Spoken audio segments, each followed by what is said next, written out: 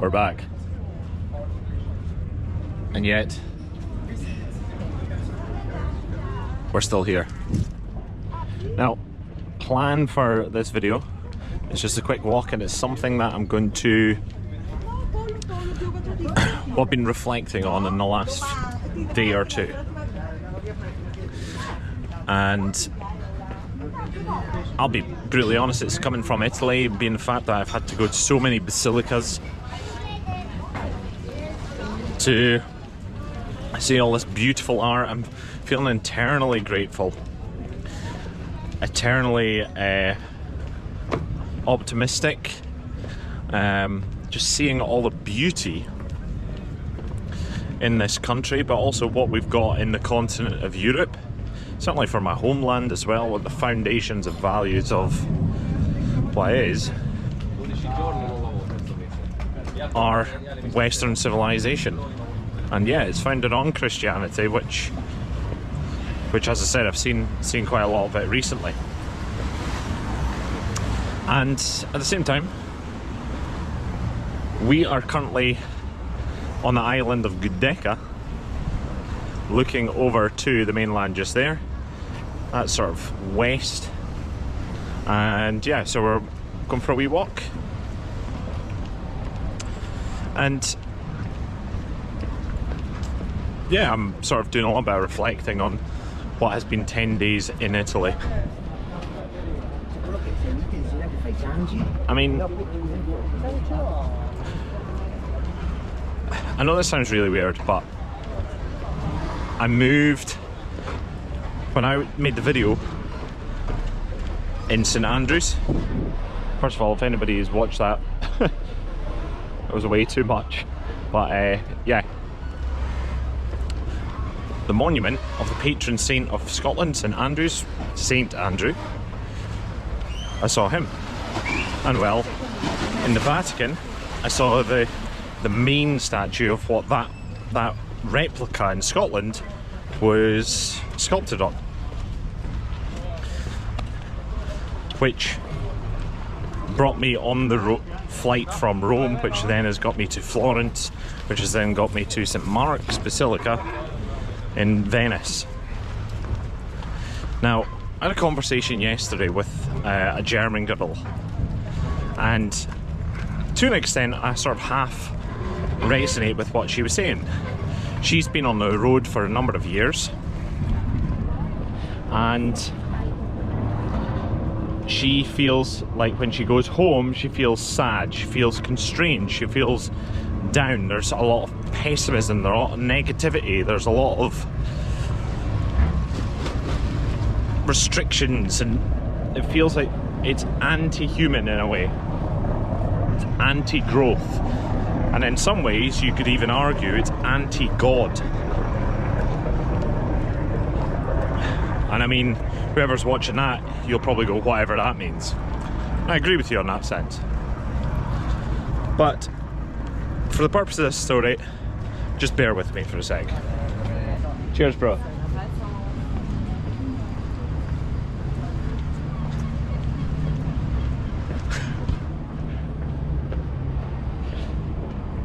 DR. This will be all day edited out. Coming here has made me potentially grateful for what we do have over here, rather than feel that constriction. Okay, now in a world that feels unsafe,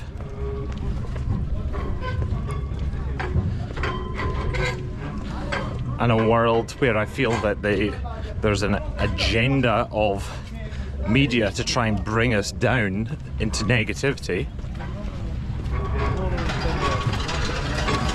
I want to share you with this. And this may not be, you might go, Jack, this is awfully religious. And I mean, on the face of it, no. On the face of it, yes and no. But bear with me for a sec. This is something I learned recently on the UN headquarters building. Okay, so the UN, the United Nations in New York, has this quote on the building. And the UN was set up because of... How we doing? Yeah! 5 minutes.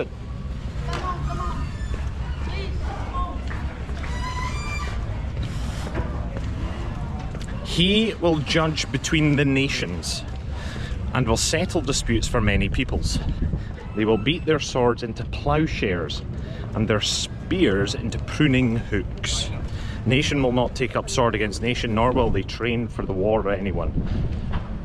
Come, descendants of Jacob, let us walk in the light of the Lord. Right, that's from Isaiah 2. Alright, never heard of it until I heard about it, that it was on the UN. Now it's using that as a reference, as a guideline of an underpinning of a values of what the UN is for. Now we could get into politics or whatever, if it's functioning on that, or is that relevant, etc, etc, or even if the organisation is relevant. But that's what the function of the UN is for. I want to showcase what is the pretext, what happens before that statement. Alright, so this is Isaiah 2. That was 4 and 5. This is Isaiah 2 and 3. In the last days, mountain of the Lord's temple will be established as the highest of the mountains. It will be exalted above the hills, and all nations will stream to it. Many peoples will say, come, let us go up to the mountain of the Lord, to the temple of the God of Jacob. He will teach us his ways, so that we may walk in his paths. The law will go out from Zion, the word of the Lord from Jerusalem. And then it goes back to, he will judge between the nations, etc, etc. So the point is, in that one, the pre-context is that people need to go to the temple. They need to find belief. They need to find,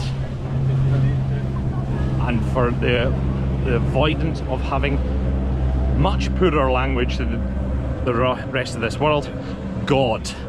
People need to find God before the word will come out. The law will be available. The word will come out, the word of the Lord. Then he'll be able to judge between the nations, settle disputes for the many peoples, etc, etc. Alright? So we have a responsibility, is what I'm saying. Now, I know that sounds very deep. In the midst of all the chaos, the war in this world, the feeling of uncertainty, in the cracks, people are starting to talk about values, and people are potentially even starting to scream about values. That gives me, weirdly, a sense of optimism that this is going to be fine.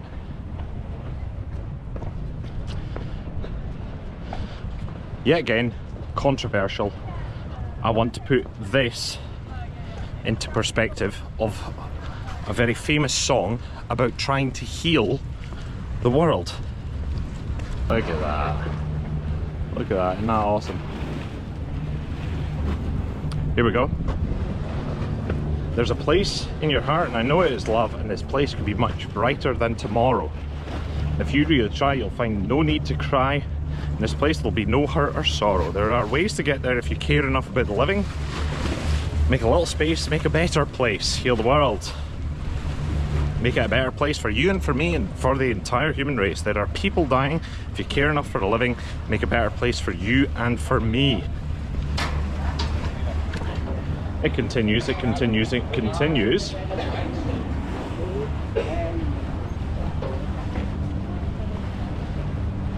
he talks about, then why do we keep strangling life? Wound this earth's crucified soul, though it's plain to see this world is heavenly, be God's glow. We could fly so high, let our spirits never die. In my heart I feel you are all my brothers. Create a world with no fear, together we'll cry happy tears. See the nations turn their swords into plowshares. That's the same reference to the quote from the Bible that I've just mentioned. In that phrase, Michael is referencing both we need to find God, both the responsibility of to change swords into plowshares, swords into useful tools for farming is what that means.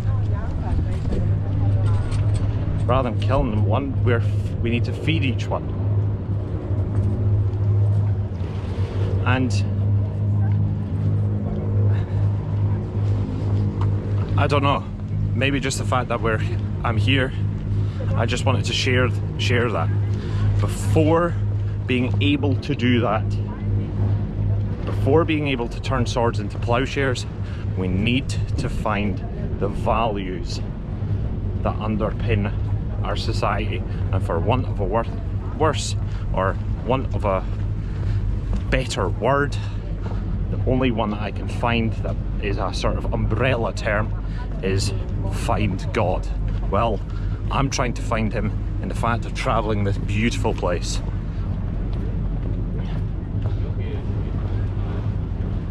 Where are you finding God? Or where do you find the good in humanity? Let me know in the comments below if this has resonated with you. And yeah, like and subscribe. Catch ya, folks. Look at this.